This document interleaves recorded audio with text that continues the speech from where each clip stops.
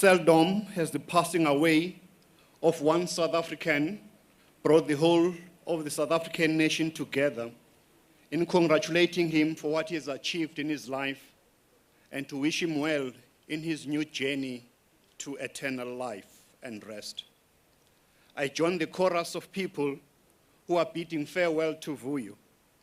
I do so both in my capacity as a government minister, but also on behalf of my family and as a distant relative to the Mbulis with whom we share the clan name Timkulu, Bungane, Makulukulu, Ngelengele.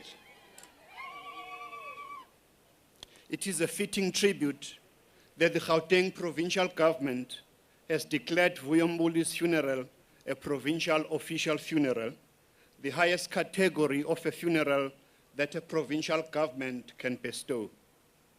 I'm sure that the provincial government is aware that by bestowing this honor on behalf of the nation, also because Vuyo's reach went beyond the borders of Gauteng. The listenership of South African FM and the viewership of Morning Live has grown by leaps and bounds.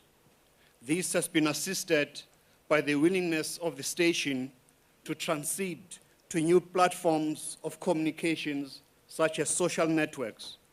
Not only was Vuyo using these networks as a tool of his trade, but he had become part and parcel of them, with him having his own handle and about 56,000 followers.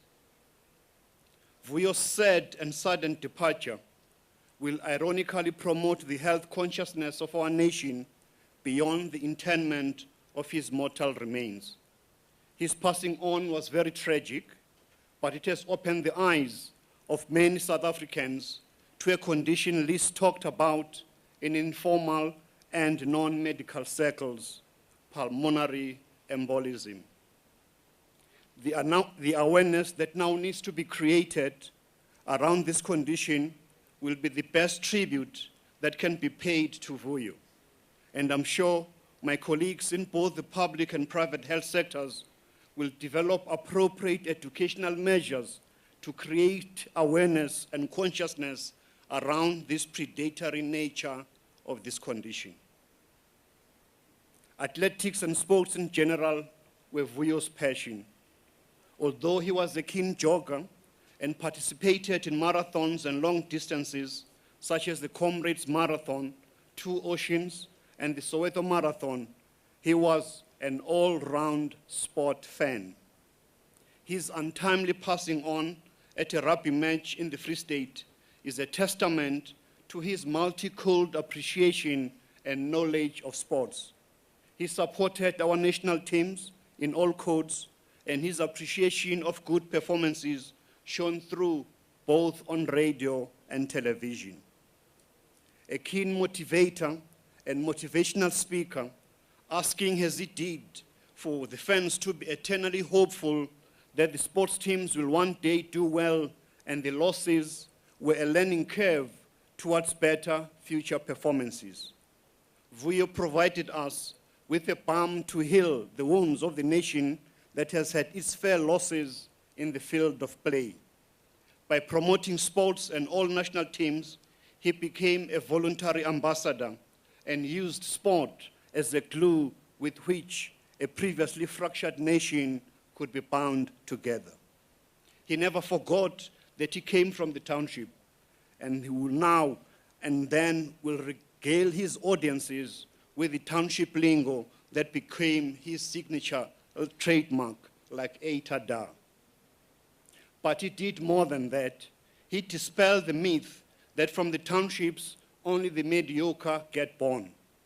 He made the townships proud, not because he introduced their languages and their lingo to the nation, but because he became a new role model for the township youth.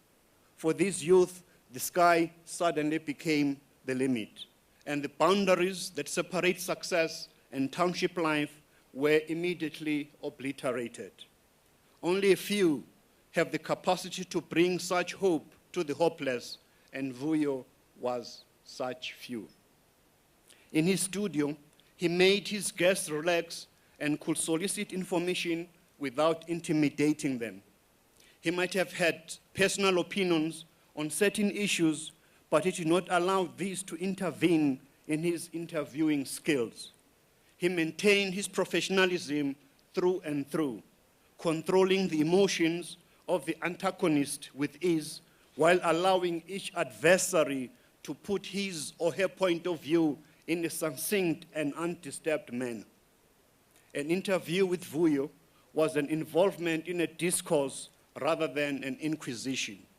Under him, listeners could phone in with their own views, and in a true Maoist fashion, 1,000 schools of thought would contend. His interviewees thus felt at ease and would articulate their own positions without fear or favor. This could only be done through his rigorous research of the topics that he was going to interview on. On all subjects of his interviews, he gave the impression that he knew a bit or two about them, even when they were on a more complicated platform. This is a mark of an excellent Vuyo. His most memorable interview was with the first president of our republic, President Nelson Mandela. This is not surprising because of the stature and world respect that President Mandela commanded and still commands as an icon of our struggle and an architect of our democracy. A number of interviewees have gone through the searching questions of Vuyo, from queens to kings, from CEOs to scientists, from mine owners to mine workers. He treated them all with equal respect, and for that, he will be sorely missed. I'm sure I speak for many South Africans when I say weekday mornings in South Africa will never be the same again. I speak for people from Kambatini, whom Vuyo recognized with famous words just before the news, Libumbene eleskombis. I have a sense also that Vuyo was shy and did not want to draw attention to himself. A few days before his passing on, he had deliberately, in my view, hidden his birthday. It was only a vigilant listener who congratulated him, and not only were the listeners profuse in their wishing him well, but they also learned that Vuyo also shared a birthday with his daughter. Equally, Vuyo should also be commended for his resilience. As an avid listener of SAFM, I remember that when Vuyo made his radio debut with Paddy O'Brien in 1995, there were some callers who would call not to comment on the substance of the issue or the taste of his music, but to be so trivial as to complain about his pronunciation. This did not deter Vuyo, and by the time he reached the end of his career, he was being commended for his ability to traverse a variety of languages. As a salute to him, these concerns about correct pronunciation are a thing of the past as South Africans. In general, we begin to accept that as a consequence of our diversity is responsible for the differences in pronunciation. One particular word which ik Vuyo was circumstances. In order to avoid any criticism, he will pronounce it twice, first in the Township lingo, circumstances, and then in his correct and perfect English.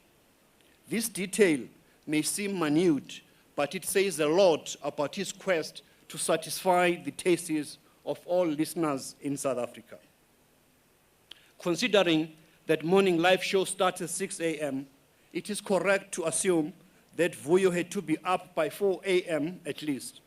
In this would be included pre-programming reading of newspapers and general preparations. Not even once have I heard that the show did not begin because Vuyo was late or because of the most famous excuse, delayed by traffic. In fact, Vuyo knew that if he was late for a show, half of the nation would be late for school and work because he had become our clock and our alarms. This shows a discipline, this shows a work ethic, any army would be proud of. As if this was not enough, he would leave the television studio and proceed to SFM radio station, and in both instances, he excelled. We wish to thank the SABC for having provided Vuyo with the necessary tools of trades and resources so as to achieve his professional objectives. It will be Vuyo who will be the first to appreciate the new studio, the new setup. It was his wardrobe that enthralled many viewers. Of course, some of us on the bad side of 50 may have viewed some of his wardrobe, such as his red suspenders and pink bow ties, as a bit eccentric. But it was the younger audience that he appealed to. For that, Vuyo has been able to capture the imagination of younger viewers. By this act alone, he has assured our station of a future indeed. I also wish to thank some of his colleagues. Firstly, Tracy Going, with whom he partnered for a period of 3 years as co-anchors of Morning Live. Secondly, I would like to congratulate Leanne Manas. The nation shed your tears when he flew solo after the sudden passing on of you. Vuyo was also not obsessed with reaping all the glory for himself, but diverted attention to other co-presenters and technical staff behind the show. Indeed, as we remember Vuyo, we cannot forget that he was the one who introduced the best cameraman in the country and other technical staff who would be their nature of their work have been hidden and unknown to the public. I have no doubt that Vuyo created self-worth, he created confidence in them, and as the viewership was aware, they too grew in stature and confidence. All this is no small measure thanks to the late Vuyo. As a Department of Justice, we have invited Vuyo on many occasions to become our masters of ceremonies. On all occasions that has been given this task, he executed it with ease. Exuding energy, he instilled life onto occasions that would otherwise be dull. I congratulate his team that has worked with him in Morning Live, even though it was difficult to hold back tears after hearing of Vuyo's death. They stuck to the dictum that the show goes on. One of his colleagues, Ashraf Gada, has referred to Vuyo as the Lionel Messi or Cristiano Ronaldo of South African broadcasting. I couldn't agree more. Finally, like every human being, Vuyo had his own fair share of challenges. It is not the challenges that have concern to us, but the manner in which he appeared on national television as if he had no worry, no challenge in the world. In terms of those challenges, which were worth taking responsibility for, Vuyo was the first to admit that everyone has to take responsibility for their actions. For his acknowledgement of his challenges, he is a person worth forgiving as he takes his eternal rest. Hamba kahle Bhungane, Mthimkhulu, ndlebe zinhle zombili, mpundu zincane engathi zingangiwa, mafuza afulele, njengefu lemvu. If this was a farewell to an ordinary man, I would have stopped there. But it would be insufficient farewell if I do not add, mitiro yabulabul, sharp sharp, heitada. News that moves. eNCA.com.